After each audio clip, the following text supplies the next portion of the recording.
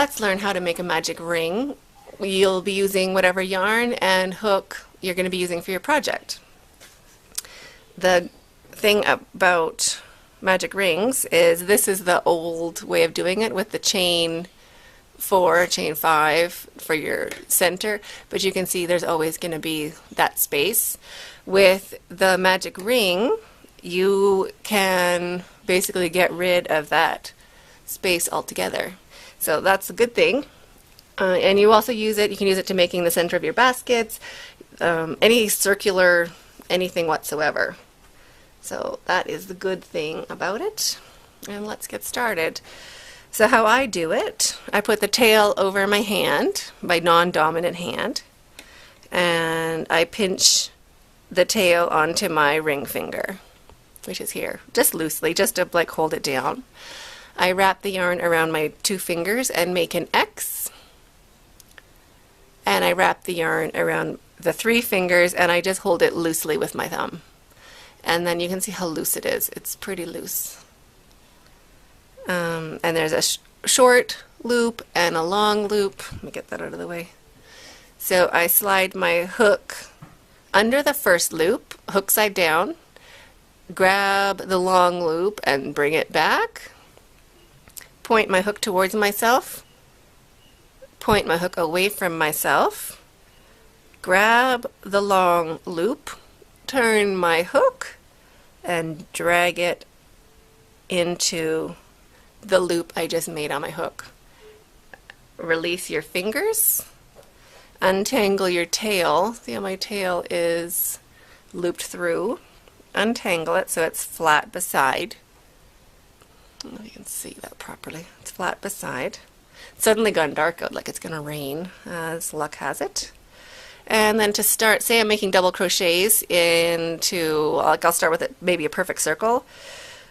So I'll chain 2, 1 and 2, and then I will make 12 double crochets into the center of the ring, making sure to go over the tail as well. So I'm holding the tail and the ring together. I'm pinching them here so that they're tight and making my double crochets.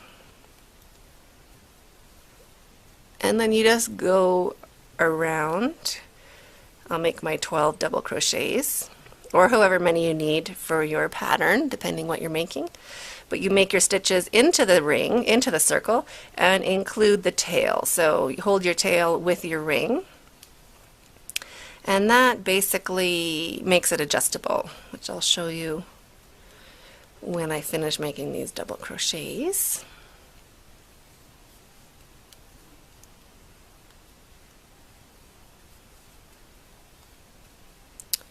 See how many I did. For perfect circle, we don't count the chain. If you're doing a daisy center, you do count the chain, so it depends what project you're working on. Just go with the pattern.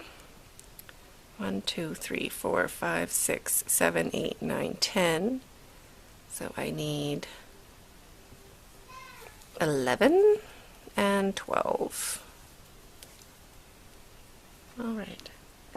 And all my things, I just had class today, so all my good supplies are packed up in my bag. Alright, so we'll pull our tail. So this is the adjustable part. We will pull our tail nice and tight. And you can see there is no space in that whatsoever. Put your tail up over the top of your work, not necessarily down onto your work, but up. And then you're going to slip stitch to the first double crochet that you made. Depending on your pattern, sometimes you will, if you're counting the chain as a double crochet, you will slip stitch to the top of the chain. If you don't count the double crochet, the first chain as a double crochet, you will slip stitch to the first actual double crochet. That just makes your circle more full or not as full. So slip stitch to that stitch. And for your tail, see I still have it up over top of my work. You just kind of leave it there So there's my slip stitch done. And my tail is standing up here. And you can't really see how it came up. I'll do this again in a different color yarn just to make sure it's, but so you can't really see where the tail came up. It's hidden, but it's up at this row.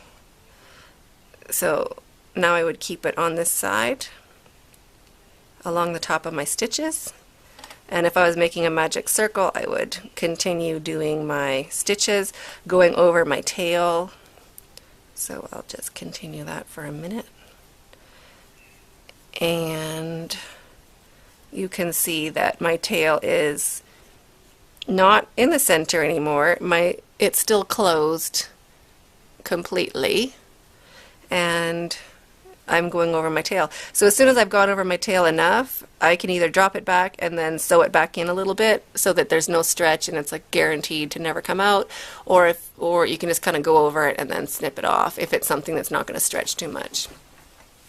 So that's Magic Ring with this lovely color. I'll just do it again in a different color to see if that's easier for you to see. Maybe that was a bit dark.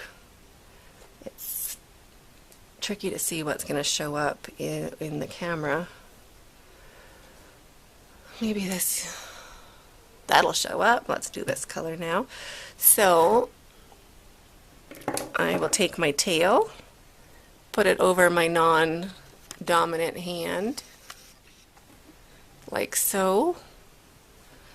Hold it onto my ring finger with my thumb, wrap my yarn over my two fingers and make an X, wrap it around my third finger and hold it with my thumb. Just loosely. There's still lots of space in there for wiggling, etc. The tighter you hold it, the harder it is to finish it. So that's a little tip. So put your hook in hook side down under the first short loop, pick up the long loop, bring it back, point the hook towards yourself, point the hook away from yourself, grab the long yarn, bring it through the loop you made on your hook, let go of everything. See how your tail is twisted around on that? You untwist it so it lays down flat, pinch it, and then you start your work. So if it's a chain one, you're doing half doubles or whatever you're doing around the edge, you just continue like that, pinching your work. So pinching the ring and the tail so it doesn't slide, and when you're finished, you shrink your tail. So I hope that's helped you and make your magic ring. Stay hooked.